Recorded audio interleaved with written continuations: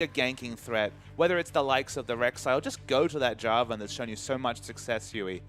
The Nuna's not working out. No, it's not. And not going to be going towards the Rek'Sai. In fact, it is going to be King that banned that away. But wasting no time is Snake. Gragas going to hit the bench first, then Maokai and Alistair. So not wanting to first pick the Maokai is an interesting one for Flandre. Of course, loves to play that champion. But once again, going to see Flandre mixing it up just a bit. And we're waiting to see what King decide to ban away next.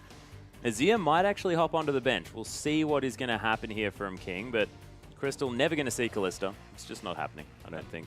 I don't think it's going to happen. They're not even picking it when it's available. Honestly, it might just be a Sivir first pick again. Doesn't really matter if you're struggling, if you have such a solid champion. But Hecarim making it through the picks and bans does really price King into picking up this now. You mentioned that Kohler had a lot of impressive performances last split. He struggled a bit on the champion this split, and it requires that coordination that we're speculating just seems to be absent from the play of King. But at least the lane matchup, it's pretty good. Yeah, not too bad. Of course, we did see Zatai do fantastic things. Of course, hasn't been back to his Frozen Mallet Black Cleaver just yet. Give him time. Yeah, well, he's playing Rise top, so yeah, just really playing the meta picks. He's gone back instead. to the meta picks, Papa Smithy. Oh dear. No, Kohler is going to lock away the Gnar though. Back to the teleport smite. And Huey back on what was a very ineffective Lee Sin from yesterday. We'll see whether he can redeem himself. It is going to give Crystal Sivir once more. Of course, wasn't necessarily the most important part of the team comp. But look at those three champions. If they do lock in the Sejuani, Sivir Hecarim has done a whole lot of winning across the world, but particularly in the LPL.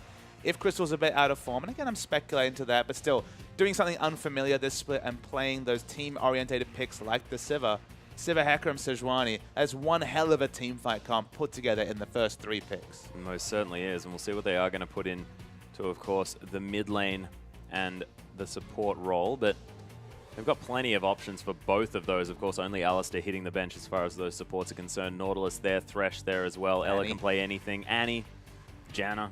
Look, he has multiple options. Now King, they do have to decide on what they want to take into this one. And do they fight fire with fire? Is it into, let's decide that we are going to try and go against this heavy engaged comp and either go with something that's more disengaged heavy or maybe just pick up more champions that want a team fight? Well, they've opted into the Lee Sin versus Sejuani matchup. They've opted into high lane pressure. They've got Gnar, who's always going to be a winning lane matchup against Hecarim, barring something disastrous happen, as we've seen, unfortunately, a bit too commonly in the last couple of days. And they've got the high-pressure jungler in Lee Sin that still might look to build the Cinderhawk, which, again, is an ideal itemization and really pigeonholes himself out of even mid-game damage. It's only going to be mid-game tankiness into late-game super tankiness. And your purchase may vary on how important the peel is there. Crystal's showing the Draven, but again, not going to be a Draven. They have a Sivir already. Sivir mid hasn't been a thing since CLG in Season 1, so sadly not going to be the case. That was a very different Sivir as well, ladies and gentlemen. I believe that would have been... Ricochet! Yeah, super Ricochet with a Bloodthirst of Warmogs and stuff like that. But I mean, they need lane power to make this come work once you opt into the Lee Sin. And that's why not go for the likes of LeBlanc, ensure that whatever you're picking in the mid lane is going to be at best 50-50 against the LeBlanc, with the LeBlanc always having outplay potential with all her maneuverability. Thresh also makes the bot lane even stronger. Suddenly, lots of gank options for the Sejuani, especially because she comes over to 6. But what will Kong go for? Known for a couple of champions, known for the Orianna and Fizz. Fizz is going to be a risk. Mid lane Rise, though. Yep, that's what's going to be locked in, doing his best Zatai impression there, but from the mid lane this time. So, of course, not going to suffer in a lane swap. Let's give a man his due. He deserves it. That's his best Dade impression. Dade loves mid lane Rise. Does he love new iteration of mid lane Rise, though? Because I'm giving that to Zatai at the moment. It seems like a really tough champion to play in the mid against a champion like LeBlanc because, again, now you've got skill shots. You can't even do the targeted trade. It used to be a pretty good matchup because you naturally built tanky. And, again, the moment they removed the silence, so the Sigil of Silence turned into the Sigil of Malice, the moment that you max, of course, the distortion, you could actually use your Rune Prison when the LeBlanc would distort and get very good trades in. Suddenly now, with skill shots being involved, going to be difficult to ensure that you register all that damage, but such is the matchup, and I'm interested to watch the mid lane in particular. Yeah, and is it sort of about Korn now conceding this lane when they had sort of the early pressure in the jungle? Is that a problem here for King? You don't necessarily have to concede the lane. It might evolve to be that way, but Rune Present is still a targeted instant cast CC, and Lee Sin brings a lot of early damage.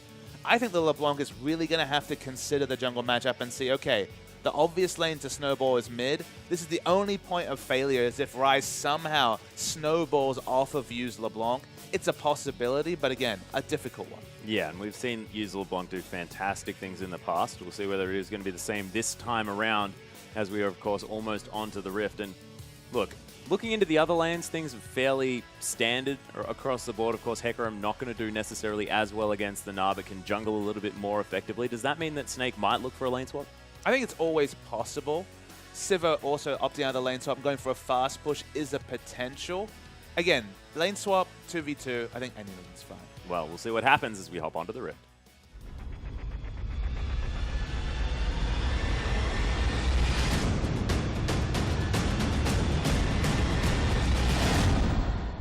And here we are, ladies and gentlemen. King versus Snake for round 2. Ignore the zeros at the top of your screen. It is, in fact, Snake in the lead, 1-0.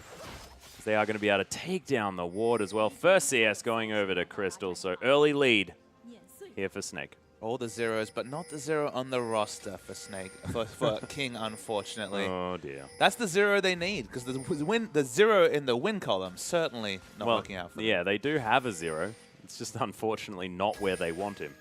Not in the support role. No, it's not in the support role. It's in the wins column. Not great. Huey and Cola hanging around this blue buff. Going to start that one off, looking for potential double jungling, as there is a horse towards the top side of the map. So might mean that there's not going to be too much aggressive movement this game. Too many of these lane swaps to come around. And see already, so there's deep vision. So King are going to know if this lane swap does occur. Kings are down on that ward. And I believe... I don't think they got spotted. They're spotted right now, and if Name and Sync Dream go back, they will miss at least a bit of a minion wave. So yes, it is going to be a successful lane swap on the blue side, you can tell, because of course the bot lane has gone away from their usual spot in the bot and moved to the top side. So blue side lane swap means that Hecarim can just go for his jungle follow. You can see, didn't take any potions, so is very happy to go back and get a completed item, maybe even a machete, if he gets enough camps with this smite, and just start jungling.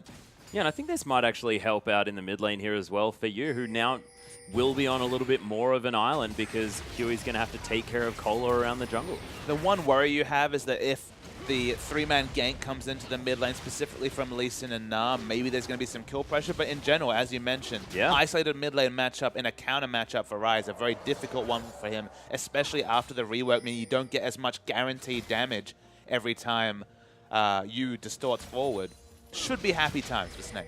Yeah, shouldn't be too bad. Collar and Huey, though, are going to be able to take down this Rift Scuttler. King have been focusing on the Scuttle Crabs quite effectively. Collar actually going to lock that one down. The Rift Coward? The Rift Coward. That's the official term. Don't be rude, man. It's seriously the official term. Yeah, but Rift Scuttlers get killed all the time, and there's no need to rub it in. But they don't fight back. Exactly. They don't fight back. They're a passive people. We shouldn't really enter into a bullying discussion now, should we? I don't think so. I feel like this is a little bit too topical, as Korn is going to go in for a decent trade there onto you. Does pick up the Mimic. It's one of the most fun interactions. Oh, and you, though. Yeah. Another one's going to land. Korn now completely out of mana. The one interaction I wanted to mention, of course, the Spell Flux bounces between the clone and the real LeBlanc, so it does do a lot of damage. So I like that, but he hit every one of his Qs, and if you hit all your overloads, turns out you do a lot of damage. Yeah. Ryze still, of course, a consistent damage beast. Able to lower his own cooldowns. Ironically, not consistently, though, because you have to hit the skill shot. Yeah. Yeah, so not a consistent But if he was a consistently consistent mid lane beast? Well, is Korn a consistently consistent mid laning beast on a consistently consistent champion is the consistent question. And I would say consistently no. Yes, you have. Ewan versus Korn, though, is working out okay now as you as they're looking for the turret dive. Chomp down everything here as Ella wants to find a death sentence. Flandre, you're on 300 health, buddy. Probably don't want to be the one starting this fight, as Korn and Huey are going to be there to defend. Beast just going to head back to base saying he wants none of it. Korn opting into a Sapphire Crystal with no sort of Ruby Crystal or any other health. Uniquely, almost every champion opts into some sort of extra health at level 1, meant that there was always the third of the turret dive, the burst damage from the devastating charge, and the death sentence would have been enough. So smart of Ryze to understand that he's consistently under threat, even under the turret. Every time we say consistently now, I'm just going to laugh. Spellflux, though, is going to go off once again, but you're probably going to be a little bit more careful in this lane. Yeah, Corn's just going to go back, pick up the tier. At least he's picked up the first of what is going to be at least the tier into the Rod of Ages. Hard to say where he'll go in the build from there. People kind of debated, is it still... Are you still able to go more on the tanky side? Do you still have to... I feel like not enough builds have got past the Rod of Ages into Seraph stage that we haven't really seen any sort of consistency. Merc Tread's probably still going to be optimal. I mean, against Beast on this Sejuani, almost a prerequisite. But where the build goes from there is what we don't know the answer to. Yeah, and with the max of the Spellflux now, is it sort of more of an option to go towards maybe an Abyssal Scepter instead of the tanky items? Because it was mentioned to me by Spawn yesterday, in fact, that cooldown reduction not quite as important on Rise. It's just weird how he interacts with cooldown reduction, just with how he gets more than he used to. So absolutely, I do agree with you on that, Mug. I'm still waiting to see if it's going to be consistently the Spellflux max or whether they will move towards some more Overload max. I feel like it's kind of an option when it comes to that. But you get so much flat Magic Pen shred through from the E especially that I do kind of like the Abyssal Scepter. We saw it a bit of the time on Rise, but you just couldn't fit it into the build as naturally as Spirit Visage, especially back in the day when we were talking about 20% cooldown reduction Spirit Visage. Yeah. Beast was actually hiding behind the dragon there, as Crystal is going to be able to clear out this ward with that pink, and this is what happens when you've got multiple members on the bottom side of the map. You are able to grab that dragon control, but King, they're just moving around this map, destroying turrets left, right, and center. Flandre able to take down the cannon creep. Not sure whether he's even going to be able to clear these minions in time.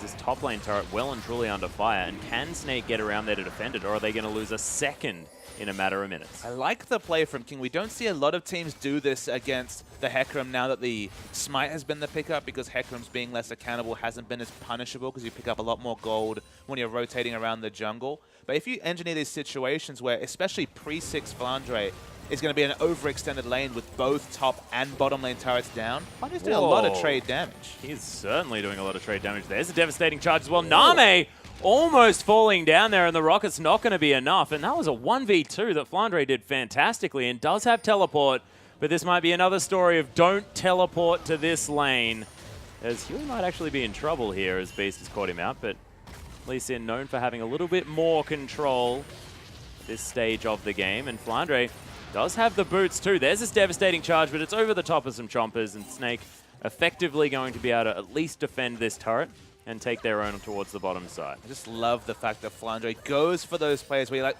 are you sure you can do this? But he knows his damage and his tankiness so well. He's able to judge situations where he was just a smidgen away from pulling off a solo kill 1v2. Yeah, it was beautiful to see. We'll see whether he actually is able to secure that one, as there's what you mentioned, the fact that Rune Prison able to do some work here against even the sneaky LeBlanc. Especially given that he'd already cleared out the minion wave, he was able to just ensure that the Q was going to hit because it was effectively point blank. The answering turret comes down, and because Jinx and Janna have rotated down bottom lane, they're not going to be able to pick up this very low health top lane turret.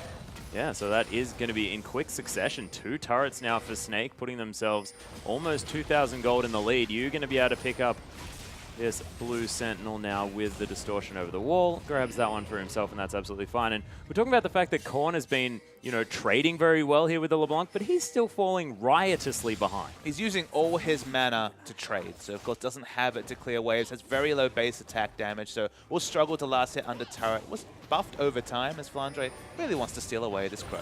Yep, he is going to be able to grab it there as well, and probably wants to kill Kohler at the same time. Doesn't waste too much of his mana on any of those rampages. Zap's going to come through.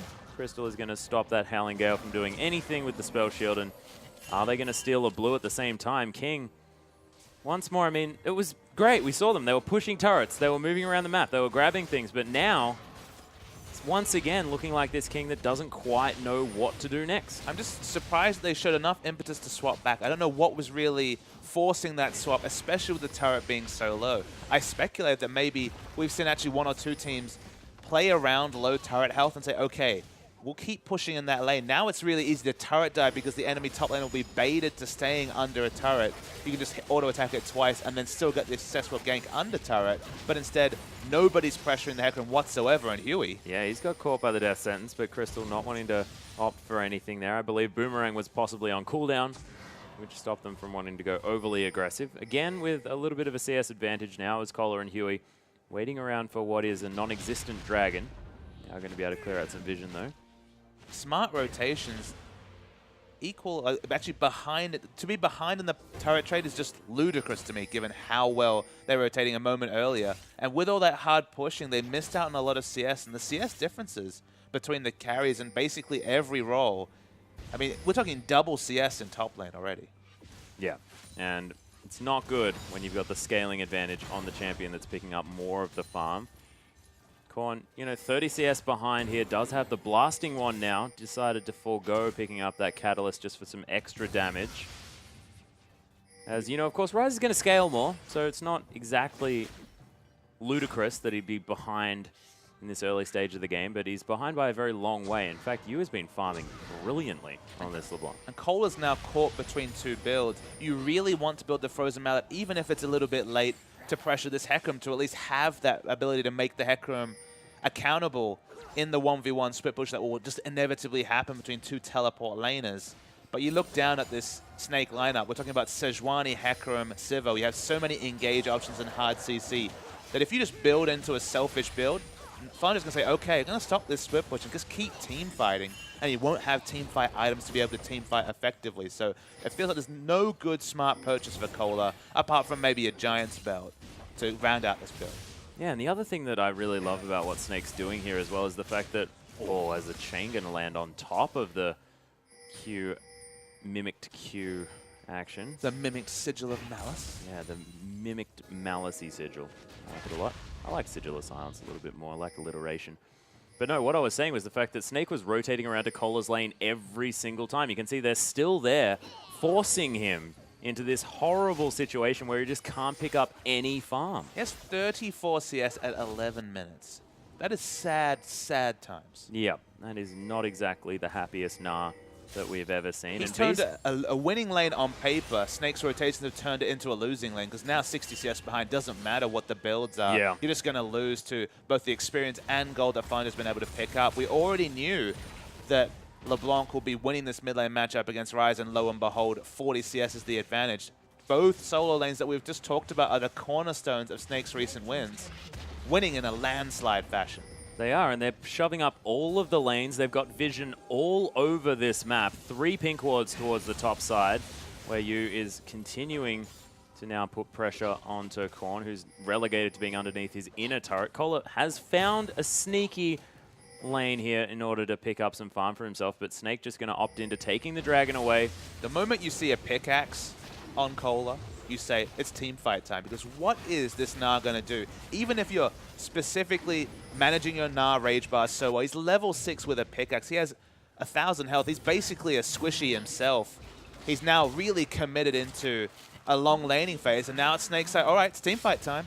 Yep, the dragon is going to go down here as Beast locks that one up, and Flandre just can't be bothered killing Name, I don't think. He got stunned, so the angle probably wouldn't have been possible. Name has both summoners up, and he's pretty good still mechanically using those abilities, so no reason to rush. Cola is so squishy. Incredibly dead as well, as Yu is just going to take him down with a nice array of skill shots and spells. I don't think you can build the pickaxe first. I can understand why you'd want to do it, but... You can build it first if you're getting it at 5 minutes. Sure, but if you're in this position... Yeah, no. If you build the pickaxe, literally you're telling the enemy team, let's just team fight, because he's got a pickaxe and not even a giant's belt. I think you go for the giant's belt, hope something good happens and you get snowballed towards your Frozen Mallet, but pigeonholing yourself on the damage side against the immense team fight that comes through from Snake. Hecarim, Sivir, enough said. It's a 70 CS lead now as well here for the Hecarim. What you're trying to do is build items that can beat a Hecarim in lane, but you're never, ever, ever going to beat this Hecarim in lane, ever. No. It's just not happening. Don't need much analysis to say that 70 CS ahead at 14 minutes. Equals good. Pretty good. Yeah, if you're the Hecarim. Equals bad if you're the Nah. Cola continues to try and find any semblance of farm. Pull himself back into this game. Rod of Ages is completed by Korn, though. Decent timing, actually. Has managed to catch himself back up just a little bit, but still behind by about that 30 CS mark. And Yu, with that sort of sweet spot of items, does have the needlessly large rod and, of course, that 80 AP item in the Morellonomicon this time around. So he's able to clear out a lot of these back line minions very effectively. He's going to steal away a blue buff as well, which that's very handy for. Rise in a level 7 means that literally the only camps that King can take are the minion waves that push into their turrets. They can't contest anything. Early power spike in LeBlanc has to be respected. Hecarim is massively strong, even though it's only 14 minutes and he's one item into what will be, no doubt, a very powerful build. Civ is going to catch any rotations that come through. And when you're talking about gank brushes from the AD carry, 15 minutes, level 8 Sivir in a gank brush. Man. Yeah, Death Sentence onto Huey as well. He wants to try and safeguard somewhere, but the ultimate point blank. Oh, you just going to mimic him to death with that distortion. And yep, that is a sign of what's been happening in this game. Snake with full control of everywhere on the map. And they can set up things like that even on the slip release in. Top team versus a bottom team, Atlas. Snake still, even after losing 2-0 to EDG, are going to be one of our top teams. I think top 5 is very, very achievable now that they've upgraded in a strict sense in mid. It's lovely seeing a Snake lineup with a convincing LeBlanc player. That's not something they could ever have fielded in the spring split. But Yu brings that other side to his play that, honestly, a lot of fans don't appreciate. You saw a lot of the Ziggs games from him. We're going to see a replay coming through, apparently, of a death. Yeah, Sync Dream, in fact, I believe died in the top lane. At some point. That was actually 1-0, so that was a while ago. Right. Was that the same game? I don't know. Not sure. Production staff, just trying to make things interesting for the viewers, I think. Well, I mean, the game at the moment, not exactly looking like King have too much of a hope. So if we miss out on a little bit of what's going on, I have a feeling most of us can infer what is going to happen, as 6,000 gold is the lead at 16 minutes in. And Papa Smithy, I can see you sitting there sort of a little bit dejected, wondering what has happened to this definitely not Star Royal Club lineup. And I love competitive high-level League of Legends. This is not that. Oh, well, it soon will be. Of course, you know, Insect hoping to make his way back onto the lineup. There's the On the Hunt popped as Huey does land a Sonic Wave. Cola is going to get flayed back, though, forced to use the Flash. Death Sentence not going to find the mark. And Snake just going to clear out this bottom wave as Yu actually taking a lot of damage. Korn flashing after him as well as the chains land. Ignite is down, but... Oh, Super Mega not going to kill you, Rocket. Sails past you. That was a lot of flat AD, so that would have been close. It looks like 500 health, so probably would have lived, but still, good communication to sidestep that. Yeah. Communication from both sides. Of course, Nami at least knew to throw it. How did it go so wrong for King? They were smartly rotating. They got the first turret. They chipped down that outer turret that's been at 100 health for literally the last 10 minutes of this game. Fandre's in a unanswered split push because who's going to answer it? I honestly think that, as well, the fact that Flandre went aggressive against the bottom lane and then they never went back into the top side of the map, it's been since then that this game has gone horrifically wrong for King. But they wouldn't have been, like, they would have been surprised by that aggression, but everything was under the control for Name. He had his summoners up. He would have been able to get away. It's just really peculiar that they never re-rotated and they didn't actually get anything done when they moved. That's why I said, what's the impetus for swapping back? That was the question that I still don't know the answer to. I thought it was going to lead to turret dives, but they've never put literally any pressure on the top side. I don't even think Na's been up there. Yeah. Well, he tried to go up there. I believe he was zoned away from an entire creep wave of 5 and then was forced to go back to base and then has since then lived in the bottom lane. It's 8,000 gold at 18 minutes and almost nothing's happened. No. 3-0 in kills. And normally when you see a landslide like this, it's generally because everyone's been dying. But it's not the case. It's the fact that someone's managed to get ahead. In this case, it's Flandre. And because of that... There's a head in almost 100 CS. In fact, over 100 CS. My 110. Mathematics... Yeah. Yeah. That's a lot of gold. Is the reaction from Papa Smithy when he's ahead by 3... What? Okay, just need to make sure. Yeah, that's 3.5 thousand gold. So let's go macro a little bit, because the micro of this particular game is depressing. King, in their lineup swaps across the whole Royal Club organization, now have become King. They shed Godlike. Godlike is actually on RNG with Let Me. Yep. And who's the third? Sky, of course, the former King top laner. I feel like... Who actually played yesterday. I feel like you need someone to pressure Cola. I assume they have a top lane sub, but Godlike played and did just fine as a role player when he came in for, what, 2 or 3 best of 2s for Star Royal Club last split. Yeah. Cola's been very poor this split. Honestly, Korn, of the duo, because Korn and Cola kind of just etched in your memory. Very similar names, have been playing together for a long time. Oh my goodness, Sync Dream's going to get caught by that. They knew, they had vision, and yet King's still going to head straight into that one. No one going to die on the side of Snake, but they are going to back away as there was some decent return burst. But Sync Dream, man, I haven't seen a Janna die that quickly in a very long time. Yeah, Hecarim has no reason to come in, might even be able to get a back off and get the home guard teleport, and King really want to take this tower that's literally taking no damage. Yep, teleport in from Flandre, though. He's from the top side as Ella is going to land the Death Sentence. There's the double flake. Korn just going to get destroyed. Name picks up Beast, though, as Cola looking to try and get some form of Nah, as he's not going to get there. He tried to cast it, but just going to be lines on the ground as he dies. And Huey, he's going to manage to at least get back to base, pick up some health. But King, they can't pick fights, not now that they're 11,000 gold behind. And they didn't pick a fight, Atlas. They just accepted what happened. Name threw out the Super Mega Death Rocket and got out at full health and half mana because he knew no semblance of a competitive fight could happen. Yeah. Finally, it'll feel a bit sheepish that he had to use this teleport to just gallop up to the top lane as that robot unicorn horse and pick up more CS because, you know, 123. It's building. It is building, continuing to build as well as Cola. He's not picking up anything. He's making his way towards the top lane. But Flandre doesn't even want Huey to be able to take away. Let's play a game. Okay. Will Cola finish the Frozen Mallet this game? Ooh. He's close to it. He's very close. I think he only needs the combine, doesn't he? It looks like it. Yeah, well, look, he's about to pick up this wave of CS. I think he will. All right. I think he will. I'm going to go with no, just to be contrarian. Yep, no, I like it. It's good to have both sides. But I believe in you, Cola. I believe you can do it. What is Frozen Mallet at 21 minutes? Nothing, I believe, is before you finish the question, I think nothing is what it does. Is it good against Frozen Heart, Spectre's Cow, Home Guard, Ninja Tabby, Kindle Gem, Alice? That's like saying, is a Doran's Blade You've good asked against questions like that Trinity before. Force? I'm just posing the important questions for the viewers. Oh, okay. How would you characterize? He's got it now. It's locked in. Yeah, see, I won the bet. So you win. I win the bet. Unfortunately. Snake win the video game. Yeah, they most certainly do. And there is almost, yes, like you mentioned, Spirit Visage on top of the Frozen Heart and the Cinderhog. That is just such a ridiculously large amount of a lead for Flandre. Because I think it's all about the amount of money that you have to put into your items there, Papa Smithy, just to answer your original question.